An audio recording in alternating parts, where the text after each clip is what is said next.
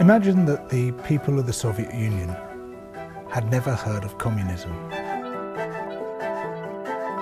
That's more or less where we are. The dominant ideology of our times, for most people, has no name.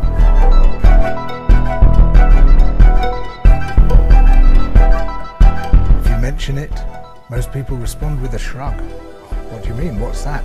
Even people who have heard the name would struggle to define it. Its anonymity is both a symptom and a cause of its power. It was deliberately conceived and introduced as a way of establishing and changing the nature of power. This philosophy caused or contributed to the great majority of the crises that now confront us. The 2008 financial crisis, the ecological and environmental crises, the crisis of child poverty, of rising inequality, the crisis of offshoring and the erosion of the tax base. We've seen a rising epidemic of self-harm and other forms of distress, of loneliness, of alienation, and the mental illness that accompanies them. Neoliberalism. Do you know what it is?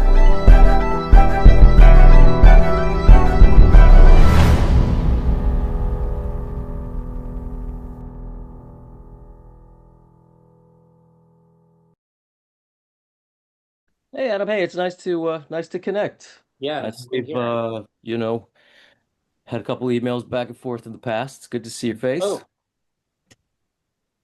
what it's I should have known this. This all kind of came together so quickly. Thought your name.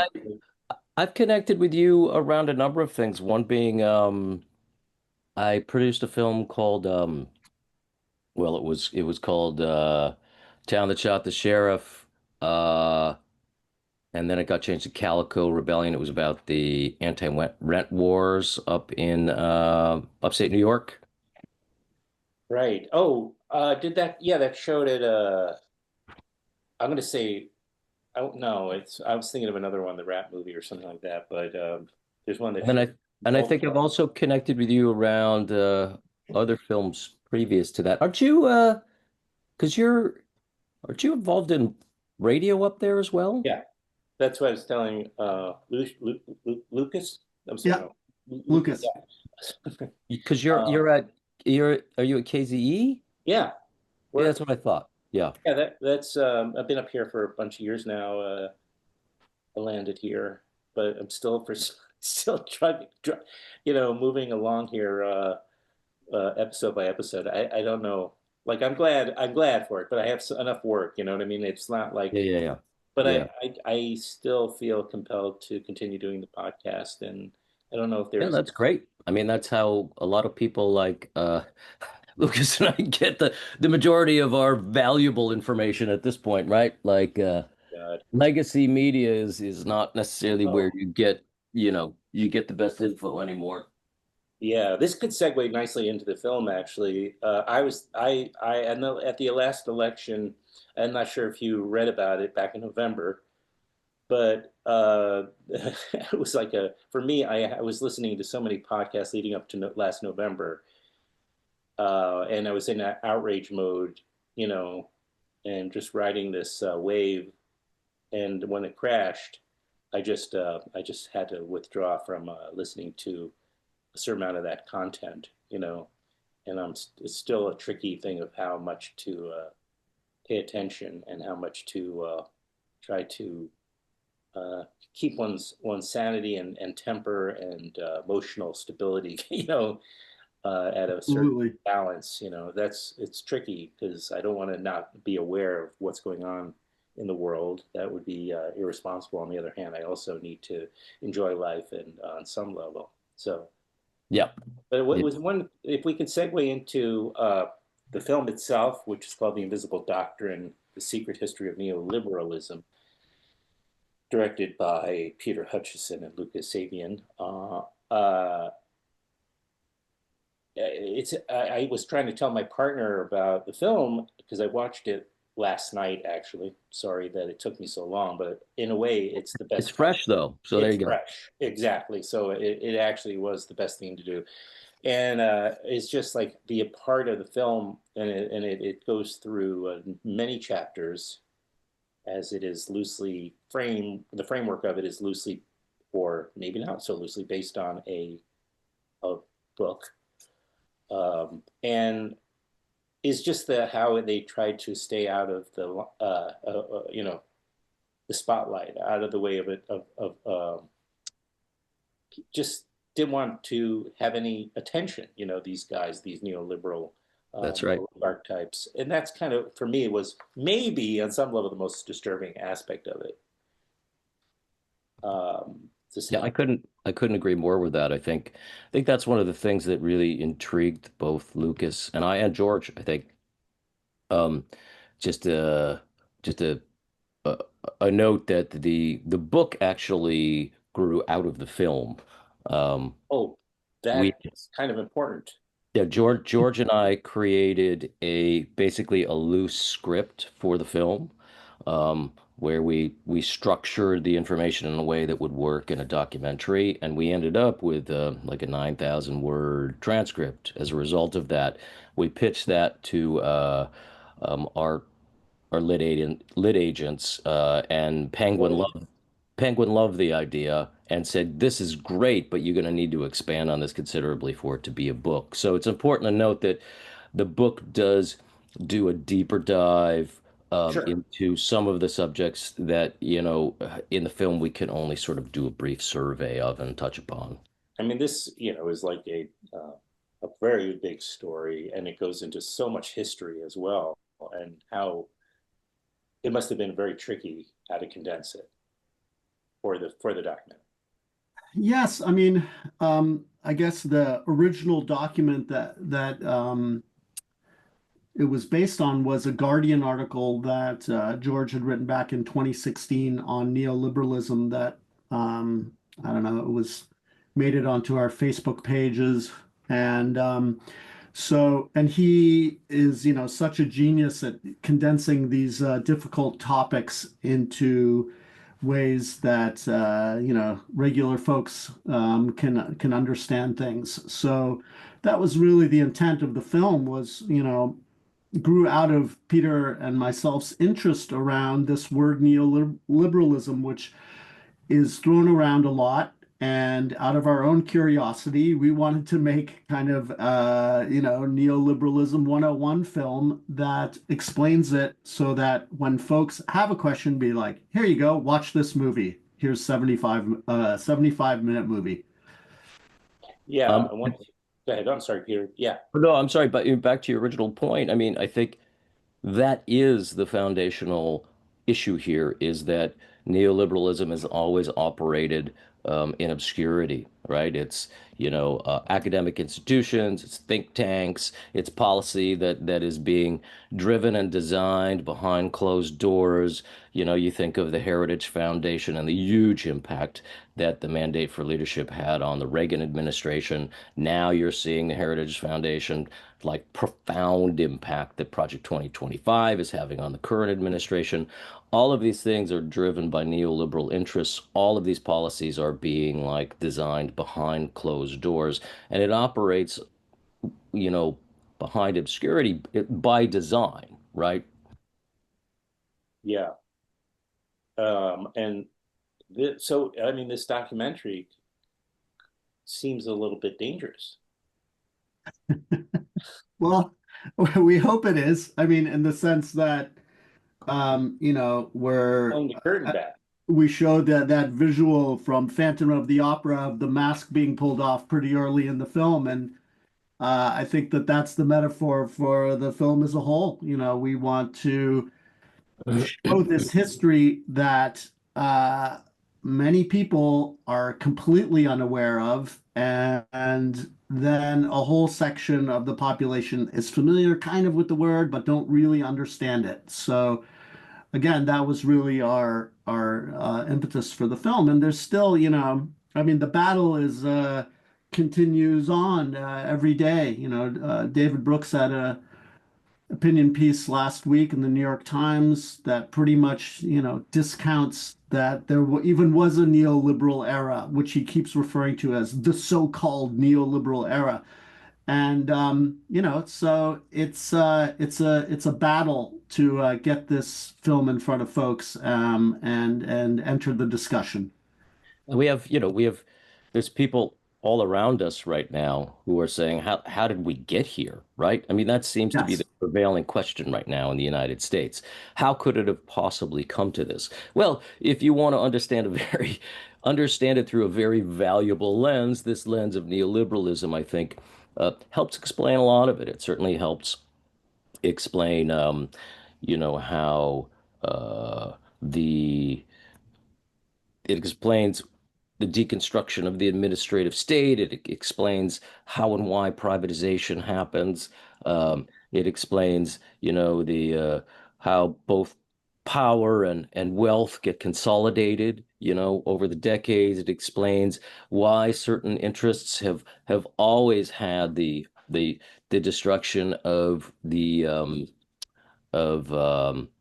New Deal policies be gradually destroyed and clawed back. I mean, it's where we're at right now. And I'd like to, I think we would like to think it's dangerous. And it's dangerous enough that Amazon has refused to carry it on their streaming services, which, course. according to our Yeah. distributor, never happens. They've said that we've only had this happen once or twice in the We don't 20 years definitively we've been know dealing that with. that's why they haven't, have decided to not carry it. But But we're because we're they guessing that that's the reason. Well, Uh, Lucas also has to say that because our lawyer has told us to be wary of libel issues around this, but we yeah. did not. The film does not treat Jeff Bezos kindly or the oligarchy, so I think it's not difficult to draw a straight line there. Yeah, and yeah, I mean it's from the get-go, the as we lay out in the film, the grandfather Hayek, you know they when they wrote their original treatises on that are the foundational pillars for neoliberalism, it was really they were freaked out by what had happened in World War II, and they felt like the masses were really lean towards socialism, and that needed to be stopped at all costs. And so they developed over the years these series of think tanks that expanded not just from the U.S. and the U.K., but really became a global phenomena that moved human beings from being citizens to consumers, right? And so, and I can feel that in my own lifetime. I'm in my early 50s, and I feel like that sense of being a consumer, having grown up in the 80s and 90s and aughts and 2010s, it's just it's been a relentless onslaught. Um, and now, in a weird way, it's hard to put our finger on the political moment that we find ourselves in, but I feel like the populace has been so trained to be consumers that the new target is now the universities and Washington D.C. itself. That the socialist bastion uh, lies in these elites in Washington and the universities, and in some sense, then that's flipped from the masses being the socialist danger to now it's like the elites are that, but it's still the same boogeyman. Another thing that is, sort of presented during the documentaries is, the next, which is the next logical step, is these. You could create a nation's or state consumer state, that is separate from an actual like conventional government, right? I mean, offshore you can build an island or in a space. That's right. That's Yes. right. The wealth, the billionaire class no longer depends on the state, right? It Yeah, is it Yeah. is fundamentally agile. It can move beyond the bounds of state. It can move manufacturing. It can move, where it's based. It is foundationally agile, and that makes it and nimble, which makes it even more dangerous, right? Because you're immune yeah. to state control. Well, we have a false, and we have this sense of security around about these ideas of laws and you know, parameters that we have, that we live with, that make us Right, feel secure. And right. Which they're, none of which are immutable, right? I mean, as yeah, we're seeing now. right, yeah. And the film is called "The Invisible Doctrine: The Secret History of Neoliberalism." And the graphics I noticed were very memorable in this film. You want to just tell me about who created that, the graphic? Yeah, if you're referring to the kind of the maps and the Yeah, global and thing, that was created by John Bauman, who is he's a real whiz. yeah, He does things for the natural history museums and when you go into the planetariums and stuff. So wow, yeah, we were very lucky to work with him, and he really elevated and the whole look of the film and brought to life, especially the Madeira section at the beginning, where we're yes, right. zipping around the world, and It yeah, was we hard to can't. find archive, I suppose, right? I'm sorry. Harder to find archive of that period. That's right. Yeah.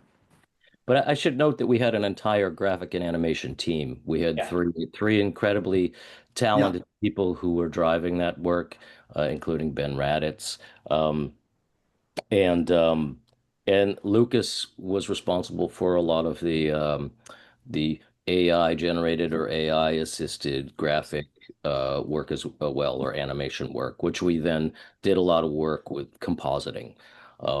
So, I think it's important for us to note that while we do have AI imagery in the film, we had an entire graphics and animation team on deck for this whole film, helping to create the look, Yeah. as well as And, it, our, and as well as our the incredibly tool is talented a resource, composer. just like anything else, right from the palette that they have.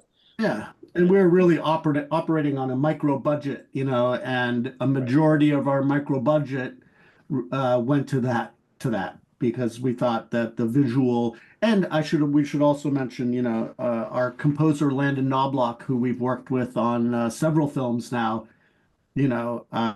is just a master at creating mood and nuance in the film that when you see it on the big screen in a theater, it's just it adds this magic to the film.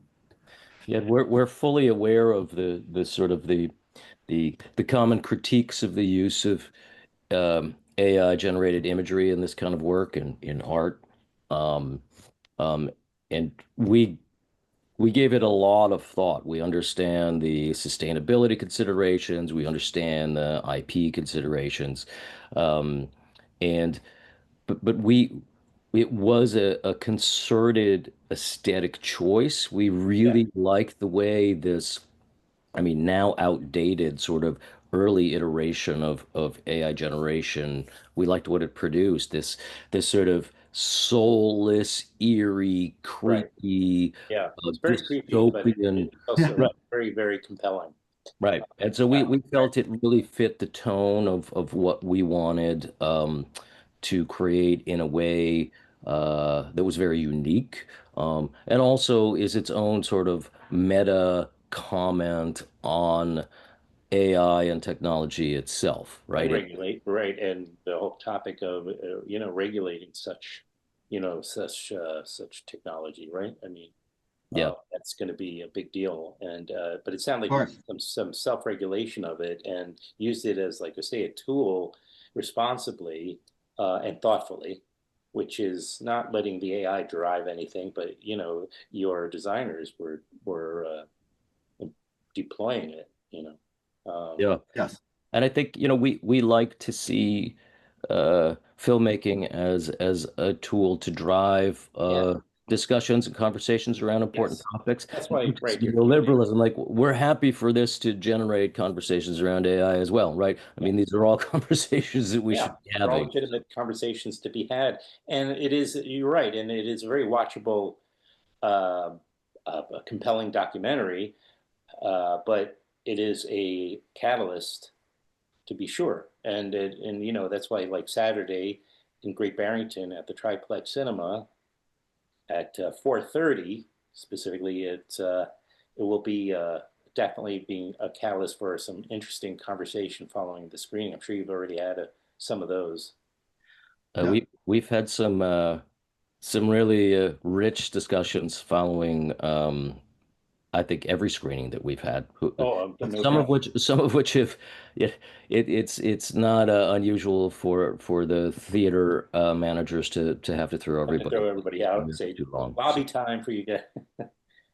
Well, the Triplex is the great place for that. Having been there a bunch of times, and it's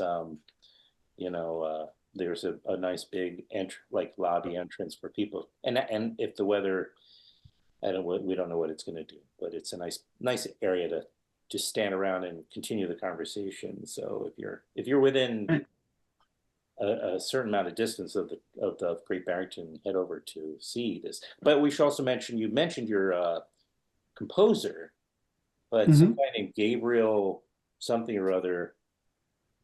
Oh, there's this guy. There's this guy that some people may be familiar with, named Peter Gabriel. Oh, Peter Gabriel. I didn't know. That does ring a bell now that you say it. Yeah, we may play him here occasionally at the station. He's had a modicum of success along the way as a musician and an artist. So yeah, we were fortunate enough to work with his team, who gave us a song for placement in the film. But our composer is Landon Knobloch, who's a downright genius, and we're lucky to work with him. Does he play any role in that conversation you had about the Peter Gabriel song, or is that just like two different silos, or has it? It was two different silos. I mean, there's some merging, yeah. But there's scoring the film and then, taking a complete song and creating a montage to it is a little, the approaches are a little different. Yeah, the Gabriel song's a music cue that, is sort of the culmination of the film and storytelling. And we worked with Gabriel's real world music to come to an agreement about how to use how to allow us to use it. And to their credit, and Rob Bozis there, they jumped on board immediately when they saw the value of the content and the film's message. So we're deeply, deeply in debt to them for being so generous in the way that they've allowed us to use it. I mean, I should note, because I know we're kind of running out of time here, is that no, we're good. Our film isn't just about a critique of neoliberalism, but it does have hopeful solution-oriented suggestions and sort of a survey of a lot of the really interesting, important, valuable solution-oriented work that's happening around the world, whether it's policy or whether it's different sorts of community-driven collaboration. Right. Yeah. This is not just bad news, in other words. Right. I mean, you got to give people some sense of empowerment and some tools. That's right. And our next film is going to expand greatly on that. So that's kind of where we're heading. Oh, very good. Okay, and it would be shameful for me not to talk a little bit about George Monbiot, who is definitely a partner in this production, and this guy is compelling. You know, he's your navigator, your Sure. Yeah. or the No, entire film. But in what moment he starts speaking, you know, you're kind of you're pulled in. There's no getting. yes. Yeah, we really wanted to make a film that was you know, I call it like a conveyor belt where you just take the first step and then before you know it, you're on the ride and then wow, wait, we're done, you know. Yeah, it feels brisk, but I mean, Yeah. there's a lot of information in there. The And pacing is important. George, it was a very unique process. First of all, Peter, we've never met him in person. So, you know, the interview was conducted, what? Not to date. To date. Well, George Really? doesn't fly. So he flies once every 10 years to visit his sister, who I believe lives in Africa. And so unless you go to him, which we have not been able to do, he's certainly not going to fly to the U.S. And so so the interview was done remotely, and it was, you know, I guess it was during kind of the latter stages of the pandemic, so it kind of made sense to maybe do that anyway. But you know, I've worked on thousands of interviews in my lifetime, and he just knows the material so well that, you know, it's almost like when he does the interview, it's like he's performing it, you know, and he knew like when he messed up or when he could do something better, he's like, no, I got this. Let me do another take. So what we created as our kind of like baseline narrative of the film was just this like super engaged interview, you know, and engaging, I should say. And so then, you know, then we layered everything on top of that, the music, the visuals, and but we had such a great backbone to start with. Right. Yeah, George and I spent a lot of time preparing for that camera to roll. We spent weeks and weeks and weeks creating what it was essentially a script that then he knew exactly what he wanted to perform when he got in front of camera. So it's not a true interview. It's a very kind of unique situation. Right. Well, I guess you could call it a narration, but it's more than that, and it's every word is so crucial, like because you know it's so economical that you know you want to really get to the core of what you know what the film is about and how you're trying to build it. It's well done. I was Thank like, you. wow, this guy. It's like seeing a guy who's performed a one-man show That's right. years. You know, like whether it's like you know Richard Burton or something. I don't know. You Yeah, know, no, that kind of he's such a compelling narrator, and I think really good. that's one of the main things that really attracted us to him is when we came across this Guardian op-ed that he wrote in 2016, both Lucas and I immediately were like, wow, this is the guy we've been looking for. Like, he's smart, super, super smart, so funny, just really engaging, charismatic. You know, I mean, not a lot of people who can like make the topic of neoliberalism like wildly engaging, right? Right, accessible, engaging, make you feel smart for understanding. Right. And, you know, but it's also must be difficult to be George because he knows way too much about what's going on.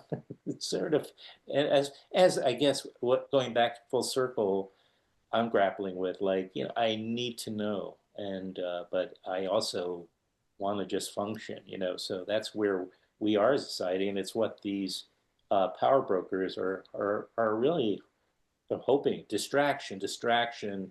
You know, consume.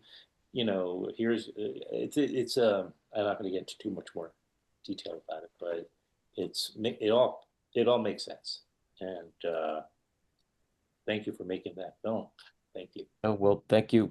Thanks for the conversation. I mean, I think, you know, you're so on point with that insight and those comments. I mean, I think we all remember what happened during the pandemic, right? The answer was that we all just needed to consume more, right? That's what was gonna dig us out of the hole. Like, we just all need to go shopping and buy more, right? Like placate yourselves. Gosh, well, again, it's the next festival it's playing at is the Berkshires International Film Festival in Great Barrington this coming Saturday, May 31st at 4:30 at the Triplex Cinema. And you can go to biffma, biffma, I believe .com, but you can find it pretty easily to get tickets for the film. And I hope to be in the to run into you guys there. If you know, like my Saturday after our plans change, as I mentioned, so I hope to get to the festival on Saturday. Wonderful. It'll be great to meet you. Stop by for the Q&A at the very least, you know. Yeah, it'd be great to see you. It'd be great to see you. And I think No, it's our hope that one positive thing that may come out of this mess that we've all found ourselves in is that we will return to more of a focus on community and understanding our interdependence with one another. We refer to this the politics of belonging in the film, and I think that's precisely what our next project, Just Futures, also focuses on. Is how can we harness all of this, you know, these feelings of dislocation and disempowerment and channel that back into relationship and community in a way that is that's positive, right? In a way that really, you know, deepens and enriches our lives and our sense of community and belonging. It motivates people again. So we can do this again, it sounds like, in the next couple of years. Great. Yeah, we'd love to. Yeah. So, yeah. And if anyone's interested, we have a website up. Yeah, I was going to say that was I was going for the new film called Just Futures. I think it's justfutures.com, and you know, or you can also visit invisibledoctrine.com. It's justfuturesfilm.com. Yeah, it's already kind of it's in post production. You're saying? No, we're in development. We're you can start fundraising. But you can see where we're going with it, and if people want to help support it, there's ways to do that as well. I see. So you're in the early stages of production. Yeah. Yeah. Okay, great. Well, I'd love to stay in touch and do whatever I can, and you know, to get the word out about this one and the next one. That'd be fantastic. And well, we really appreciate it, Adam. My pleasure. You know. Peter, last thing, where were you? Lucas and I were talking earlier. I know he's in the Hudson Valley. I'm in the Hudson Valley. Where are you? Are you down in the city? I am down in Brooklyn. Yes, where Lucas and I met, and where Lucas used to live as well. So. As did I. You know. But I split my time, or at least I used to split my time more with upstate. I grew up in upstate New York. I grew up in Western Catskills in Oneonta. So. Oh wow! Yeah. And I actually figured out who it is that introduced the two of us, at least via email, was my friend and colleague Jamie Zellermeyer. Oh, sure. Well, you know, she's from a family. I've known for many years. Yeah. Many years.